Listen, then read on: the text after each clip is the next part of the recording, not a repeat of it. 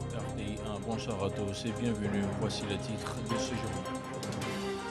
L'État de Côte d'Ivoire et ses partenaires vont investir 10 milliards dans le nord du pays, un montant alloué à l'adduction en eau potable et à plusieurs projets d'assainissement pour le bien-être des populations.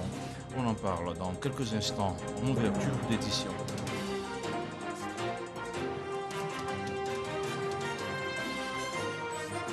Demain, lundi, sera célébrée à travers le monde entier la Saint-Valentin, une fête considérée comme celle des amoureux, une célébration au cours de laquelle les couples échangent des cadeaux et des mots doux.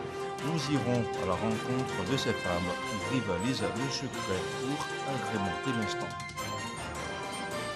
Le président allemand Frank-Walter Steinmeier a été réélu ce dimanche pour un deuxième mandat de 5 ans.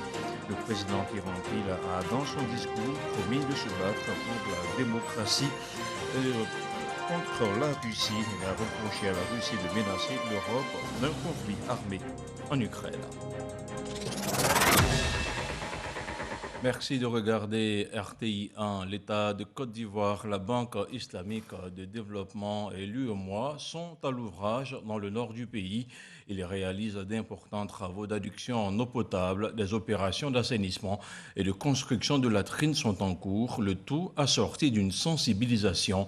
Ce projet dénommé BID UEMOA d'un coût global de 10 milliards de francs CFA permettra d'améliorer les conditions de vie en milieu rural. La cérémonie officielle de lancement s'est déroulée vendredi dernier à Koka, dans le département de Korogo. C'est un reportage signé Léon Pro. Ce château couvre jusqu'en 2034 les besoins de 50 mètres cubes d'eau potable par jour des 5500 âmes de Koka, département de Korogo, tout en gardant en réserve sur la même période 38 mètres cubes d'eau potable par jour. Koka bénéficie également de latrines améliorées à domicile et pour son public, des infrastructures conjointement financées par l'État, la Banque islamique de développement et l'UEMOA. Le coût global de ces réalisations s'élève à 10 milliards 700 millions de francs CFA, dont une bonification de 2 milliards de francs CFA et un financement de 63 millions destinés au suivi, évaluation et à la coordination régionale. Au total, 120 forages, 30 systèmes d'alimentation en eau potable, 98 latrines publiques améliorées et 4845 autres à domicile au terme du projet. Selon les ministres de l'hydraulique et de l'assainissement, s'en trouveront améliorées les conditions de vie de 300 000 personnes de 150 villages des districts autonomes des Savanes et du Denguélé. Plus de 50% des populations n'ont pas accès à l'assainissement de base. Cela est fort regrettable car les conséquences sur la mortalité et la morbidité des enfants de moins de 5 ans sont élevées. Le projet BID UEMOA a pour objectif d'améliorer durablement l'accès à l'eau potable et à l'assainissement, tout en favorisant la création de pôles de croissance socio-économique, à générer des revenus additionnels pour les ménages et assurer leur sécurité alimentaire. Le projet BID UEMOA, donc pour améliorer la santé et renforcer la productivité des populations en zone rurale. Comment ne pas traduire notre infinie reconnaissance au chef de l'État, son Excellence Alassane Ouattara, président de la République de Côte d'Ivoire, qui fait tant pour le Poro, qui donne tant à la Côte d'Ivoire. On ponctué l'inauguration des infrastructures pour marquer le lancement du projet BID UEMOA, la remise d'équipements de salubrité et de certificats de fin de défécation à l'air libre, mais surtout un hommage au défunt Premier ministre Amadou Gon Coulibaly. Initiateur du dit projet, l'ex-chef du gouvernement en a lui-même lancé la phase pilote en février 2019.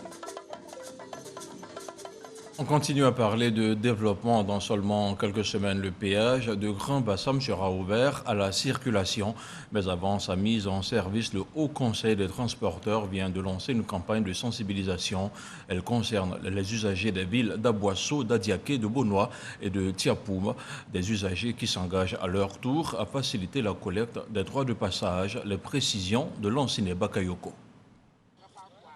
Les futurs usagers du péage de Grand Bassam, prêts à dégainer le porte-monnaie pour s'acquitter de leurs droits de passage. Ce poste de péage, construit sur l'axe flambant de 180 km, relie Abidjan à Noé, non loin de la frontière ghanéenne. Ils ont fait le bidimage, mais il faut entretenir. Sans l'argent, on ne peut pas entretenir. S'il y a pont à péage, on peut avoir l'argent pour entretenir notre route. Et la route, c'est notre bureau. Tout ce qui roule dans le véhicule, il faut une bonne route. C'est pour ça que nous sommes d'accord. Mais les automobilistes amenés à franchir régulièrement la barrière de péage de Grand Bassam émettent quelques observations dont la prise en compte devrait concourir à une plus forte implication. Le principe du péage est bon. Nous, on veut que, sincèrement, que ça soit un prix un peu supportable pour les transporteurs. Plus que nous, on fait des va-et-vient. C'est pour lever toutes ces inquiétudes que le Haut Conseil du patronat des transporteurs a rassemblé l'ensemble des usagers de la route Abidjan-Noé à la mairie de la ville d'Aboissou. Ce que nous pouvons dire aujourd'hui, c'est que la qualité de la route étant un indicateur de performance des transporteurs routiers, tout transporteur routier digne de ce nom souhaite avoir à sa disposition des routes de qualité. Le gouvernement ivoirien étant engagé sur ce chantier, la question de son entretien et de sa préservation est une question partagée par tous. Au-delà des Grands Bassam, la politique des routes payantes qui va s'étendre à tous les grands axes participe de la pérennité de l'activité du transport en Côte d'Ivoire. L'appel que nous lançons aujourd'hui, c'est que nous devenons aujourd'hui les agents de préservation de la route, les agents d'entretien de la route. Donc s'il y a des opérations de péage qui sont engagées, cela veut dire tout simplement que l'État est en train de nous aider à avoir de bonnes routes 24 heures sur 24. La tarification du passage et la date de mise en service du péage de Grand Bassam ne sont pas encore connues avec précision, mais le gouvernement affirme que les travaux sont achevés à 98%. On parle maintenant de défense avec le séminaire bilan 2021 de la gendarmerie nationale qui s'est achevé samedi à Yamoussoukro. Rappelons que c'est le plan d'action prioritaire du gouvernement qui a été adopté par la maréchaussée au titre de l'année 2022 des forces de défense et de sécurité qui s'engagent à rester au contact et au service de la République et des populations. Le compte-rendu de Kader Sogodogo. Fin du séminaire annuel de la gendarmerie nationale. Pour le bilan 2021, des avancées sont à noter au niveau des ressources humaines, 5,20%. La logistique, 10%, avec le renforcement de la capacité du parc auto. Sur le plan opérationnel, de nouvelles unités. Le groupement spécial pour lutter contre l'orpaillage illicite et un autre contre l'exploitation illicite des produits agricoles. Pour 2022, les choses doivent pouvoir continuer dans le bon sens. Une perspective forte. La gendarmerie nationale qui veille sur la République et la population. Intensifier le renseignement et la police de proximité. Cette recommandation particulière est au cœur de l'action de la gendarmerie en 2022 à travers le thème suivant. La gendarmerie nationale, force de contact au service de la République et des populations. En effet, la gendarmerie nationale renforce sa stratégie de contact au service des populations et de la République de façon franche et désintéressée, bien que cela puisse favoriser le recueil du renseignement. La hiérarchie entend guider les hommes dans ce sens, pro-légué, pro-patria. Nous devons nous servir de cette devise comme essence, afin d'avoir un comportement toujours contrôlé, mesuré, en étant pratique et efficace. Après les perspectives, place à leur mise en œuvre. Le séminaire de Yamoussoukro a été une occasion pour la gendarmerie nationale de saluer les actions du président de la République et le management du ministre d'État, ministre de la Défense, Téné Birahima Ouattara. Et on s'intéresse maintenant au point de la situation de la Covid-19 au 13 février 2022.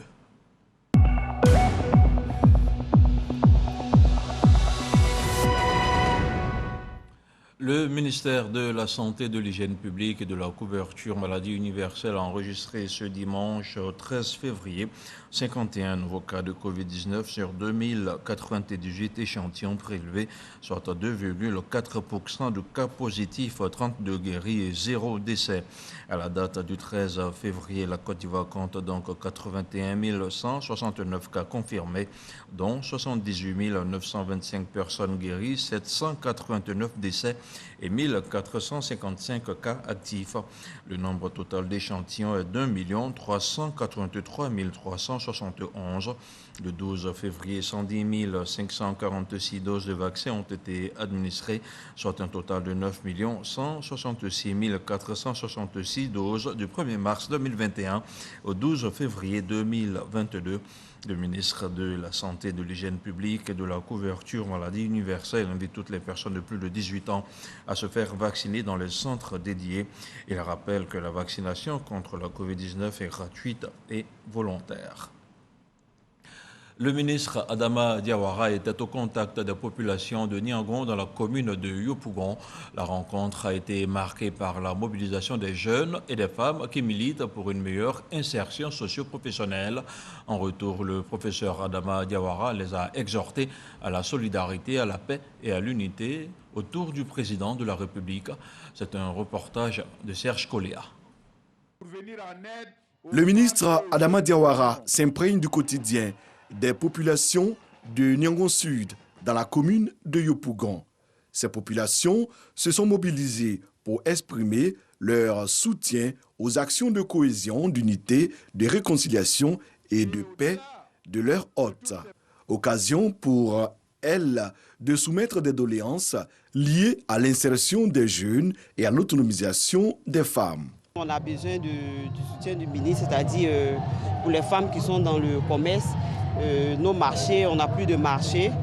Autre lieu visité par le ministre, la communauté catholique Béthanie, la grâce du quartier Koweït. Ici, les fidèles chrétiens ont également exprimé leur gratitude à l'invité du jour pour son soutien à l'occasion du 25e anniversaire de leur communauté. La communauté prie pour notre pays, pour le développement de notre pays. Donc la visite de notre ministre nous rassure que ce que nous faisons, ça a une portée et qu'on continue de prier pour notre pays pour que tout se passe bien en Côte d'Ivoire. Comme à toutes ces rencontres avec les populations de la commune de Yopougon, Adama Diawara a fait le bilan des réalisations du gouvernement. Il a également exhorté les uns et les autres à s'approprier les valeurs de paix et de solidarité prônées par le chef de l'État. J'essaie d'appeler les filles et les fils de Yopougon à la cohésion, à la solidarité, à l'union, à la fraternité.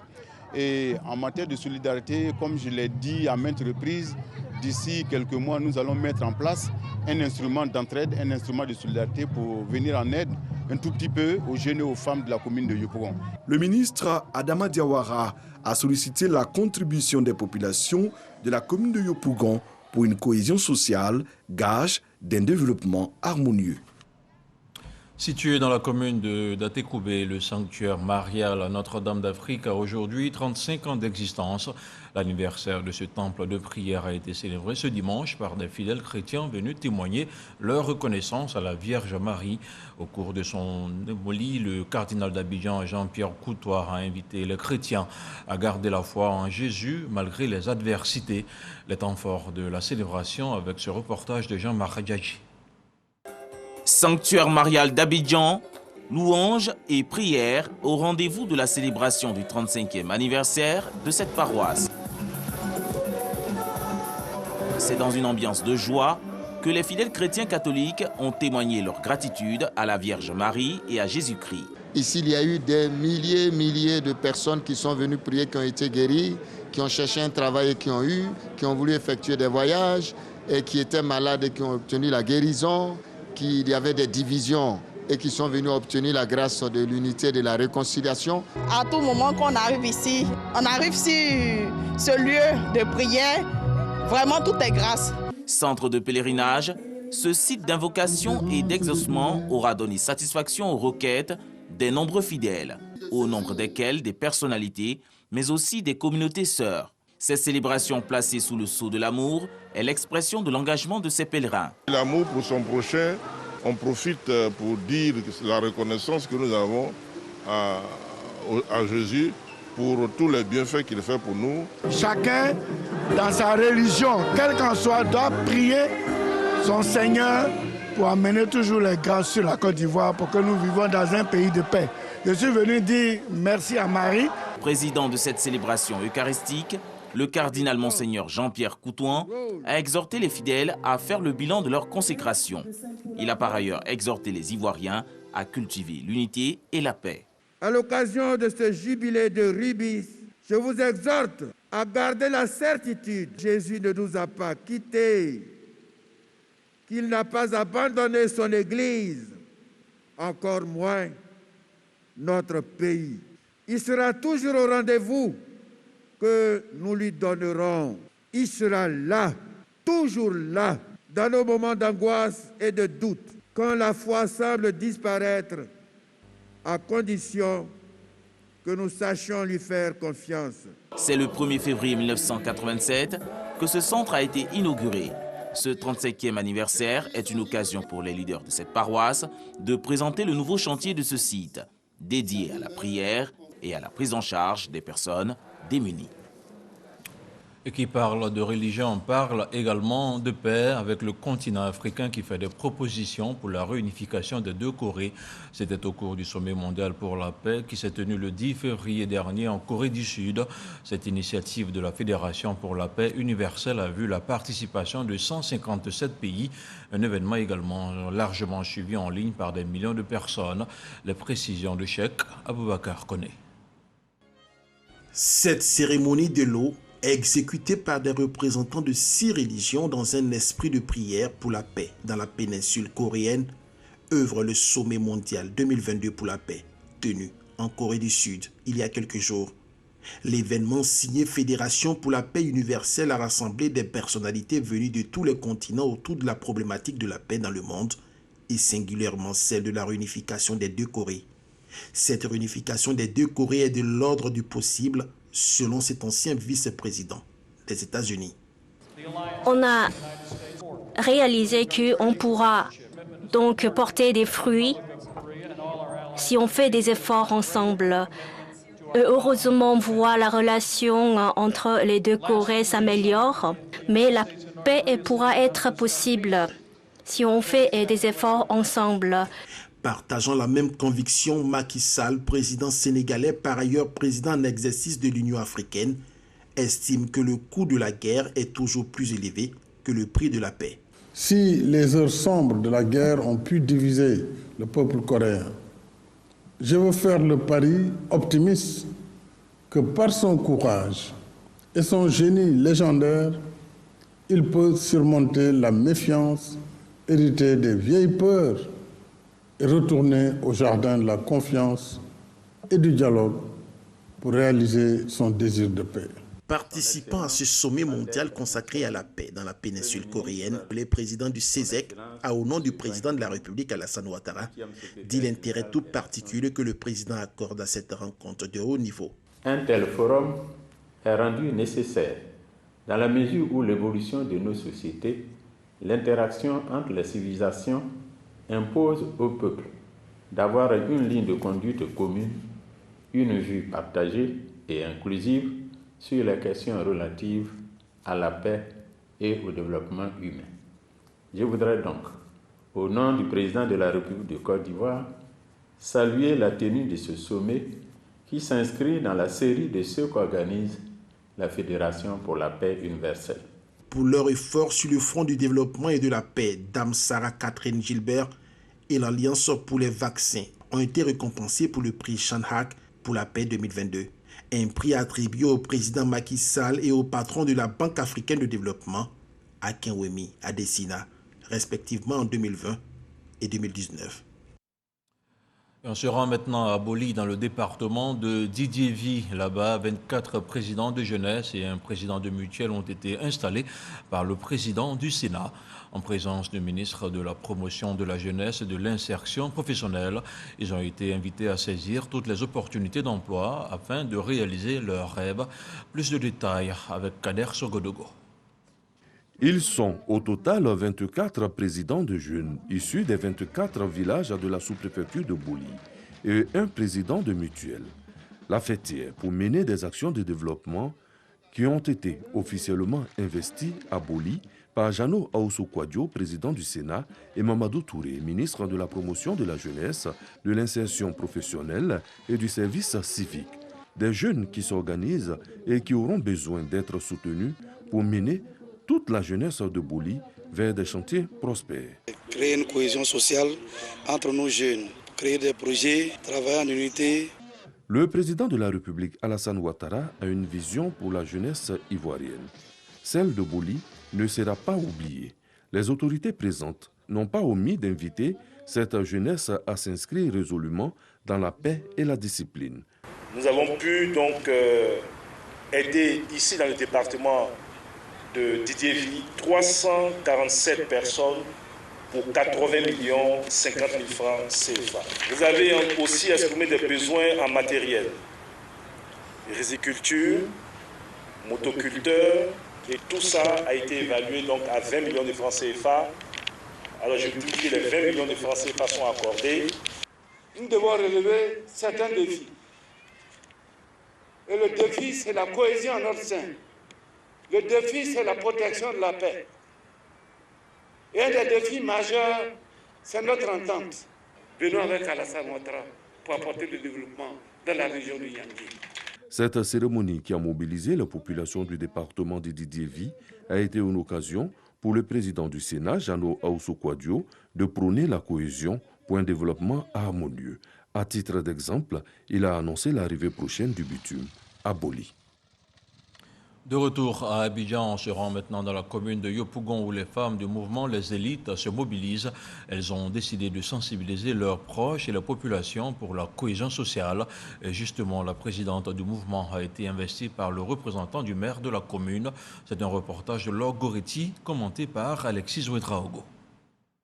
Les femmes de Yopougon s'engagent pour la cohésion sociale et le développement de leur commune.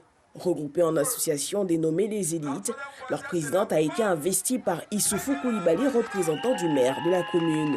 Nous sommes sur le terrain afin de prôner ce développement, le vivre ensemble et la cohésion sociale. Je sais que les femmes sont un acteur majeur dans ce développement-là. La mission que nous confions aux élites, c'est le renforcement de la cohésion, de la fraternité, de la solidarité ici à Yopougon. C'est s'engager dans le développement de la commune de Yopougon. Nous avons la plus grande commune, nous avons besoin de beaucoup de paix, beaucoup de cohésion. Et nous sommes venus donc au nom du ministre pour leur dire toute la disponibilité du conseil municipal, du ministre Kafana à les soutenir. Cela permettra également aux femmes qui constituent le groupe élite et tous les jeunes qui y sont de pouvoir développer ensemble des actions de développement, des actions de prise en charge, d'autonomisation. Désormais, Yasmine Tano et ses consorts sont des ambassadrices de la paix et de la cohésion sociale au sein des populations de Yopougon. Je vous le disais en titre, demain 14 février, la Saint-Valentin, la fête de l'amour, sera célébrée à travers le monde entier. Et les femmes de sortir le grand jeu pour la circonstance. Des femmes qui mettent toutes les chances de leur côté pour raviver la flamme de l'amour dans leur vie de couple. Dans l'univers des secrets de femmes, c'est un reportage d'Alexis Ouedraogo. L'amour à l'honneur. Pour la Saint-Valentin, ce lundi, les programmes se dessinent déjà. Belle table avec un couvert magnifique, repas particulier et puis beau cadeau. Belle amitié, permettez que je garde ça un secret. S'apprêter en secret pour certains ou bien au contraire, tout préparer à deux comme le couple Kouakou.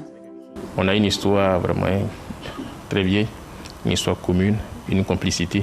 Ce qui fait que bon, ce qui l'intéresse m'intéresse, ce qui m'intéresse l'intéresse.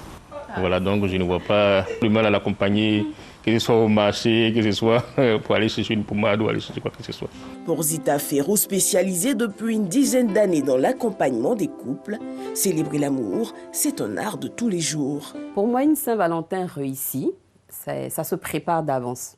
Parce qu'on ne peut pas espérer donner de la joie ou ressentir de la joie de son partenaire quand il n'est pas apaisé durant la journée. Donc ça commence déjà, on va dire, 1 jour avant ou 2 jours avant. On enterre les haches de guerre, on aplanie tout Et on commence à préparer le partenaire à la soirée, on va dire, féerique qu'on lui réserve. Et pour préparer ces moments de romance, les femmes, elles n'hésitent pas à sortir le grand jeu. Il faut aujourd'hui que toutes les femmes aient une valise diplomatique. Parce que cette valise diplomatique doit contenir des choses secrètes. Ça passe par des coquineries, ça passe par également le parfum. On a le parfum de tous les jours, mais quand on rentre, on doit avoir le parfum spécial pour monsieur. Lingerie fine, parfum, encens, jeux coquins, autant d'astuces pour plaire. Les hommes sont interpellés. Depuis quelques années, nous, on sent beaucoup de motivation venant des hommes. Mais j'aimerais quand même lancer un petit message aux hommes. Autant la femme se prépare, autant la femme se plie en quatre, autant la femme recherche toutes les bonnes adresses pour vous faire plaisir. Ce jour de la Saint-Valentin, je vous prie de faire de même. Vous n'avez pas idée de ce que ça représente pour une femme de rentrer chez elle le soir ou de se faire livrer de la lingerie choisie par son homme. C'est quelque chose qui tout de suite envoie des étincelles. Ce lundi 14 février, c'est la Saint-Valentin. Belle fête aux amoureux. Avec tous ces artifices, les hommes n'ont qu'à bien se tenir. Et évidemment, en prélude à la célébration de la Saint-Valentin, le magazine du dimanche recevait aujourd'hui un love mentor ou encore un coach en amour avec Hamza Diaby. Queen Linati a parlé de la fête des amoureux. Elle a expliqué comment maintenir la flamme de l'amour dans les couples. On regarde un extrait de son passage. Le dénominateur commun pour avoir un couple durable qui dure dans le temps, c'est la confiance. La confiance. C'est parce qu'on a confiance qu'on décide de s'ouvrir à l'autre. C'est parce qu'on a confiance qu'on décide de faire le restant de sa vie avec notre partenaire. Et la confiance, ça s'entretient. Ça s'entretient avec quoi? La transparence. Donc il faut être transparent pour éviter que ce genre de choses arrivent. Normalement, on ne doit pas être gêné que notre conjoint prenne notre téléphone s'il y a la transparence. Si la soumission est perçue comme étant être l'esclave de l'autre, je dirais non. Par contre, si la soumission, c'est de comprendre que être soumis, c'est être sous la mission d'une personne, donc être sous la mission de l'homme qui est le chef de famille, et vous, en tant qu'épouse, vous êtes, on va dire, vous êtes, l'homme est le PDG, vous êtes le DG de la famille qui est une entreprise qu'il faut gérer. Le mariage, c'est un engagement. Pour rentrer dans le mariage et espérer avoir un mariage qui dure dans le temps, il faut se préparer. Il faut se préparer. Comme un match, avant que les joueurs partent jouer la CAN, ils se sont préparés. Donc pourquoi est-ce que quand il faut rentrer dans le mariage, on ne va pas se préparer? On veut rentrer dans le mariage parce que notre copine s'est mariée, à cause du regard des parents, à cause des qu'en dira-t-on, ou parce que si je me marie, j'aurai un bon salaire, j'aurai une promotion, mais ce ne sont pas de bonnes motivations. Ne cherchez pas à avoir forcément un conjoint parfait, cherchez plutôt vous-même à être le conjoint qu'on n'a pas envie de quitter. Et on referme ce chapitre lié à l'amour et à tous ces artifices. Que s'est-il passé dans le monde entier du lundi à ce dimanche 13 février 2022? La réponse, c'est dans le 7 sur 7, une sélection d'Alec Lavry commentée par Alexis Wintraogo.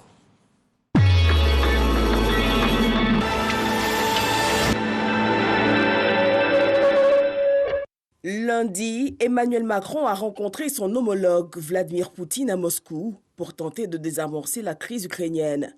Le président français a aussi rencontré le chef d'État ukrainien Volodymyr Zelensky, alors que des milliers de soldats russes restaient postés à la frontière. Benjamin Roger, journaliste de Jeune Afrique arrivé à Bamako dans la nuit du 6 au 7 février, a été expulsé du pays. Interpellé par la police et conduit dans les locaux de la brigade d'investigation judiciaire, il a été entendu puis conduit à la police de l'air et des frontières, où son expulsion lui a été signifiée. 12 personnes ont été tuées dans des affrontements entre éleveurs et cultivateurs dans le sud du Tchad. Les cultivateurs accusent les premiers de saccager leurs champs. Début août, 22 personnes avaient péri dans des combats pour des raisons similaires à 200 km à l'est de N'Djamena. Le lieutenant-colonel Paul Damiba a été déclaré président par le Conseil constitutionnel burkinabé, devant qui il doit prochainement prêter serment. La date de la prestation n'a pas été précisée, mais elle devra intervenir rapidement.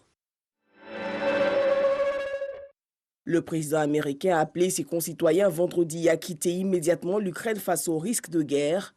Joe Biden a répété qu'il n'enverrait pas de soldats sur le terrain en Ukraine pour évacuer des Américains au risque de déclencher une guerre mondiale. Le président du Sri Lanka a interdit les grèves dans les secteurs de la santé et de l'électricité samedi, au 6e jour d'un mouvement syndical qui paralyse les hôpitaux publics du pays.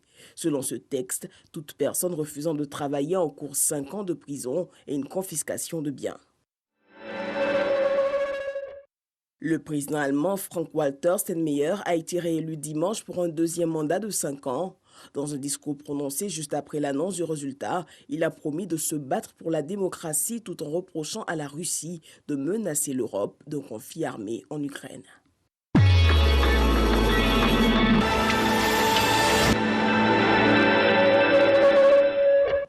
On marque un arrêt ici. Ce journal est terminé. Merci de l'avoir suivi. Je vous souhaite une agréable soirée à tous et surtout sur RTI 1. Bonsoir.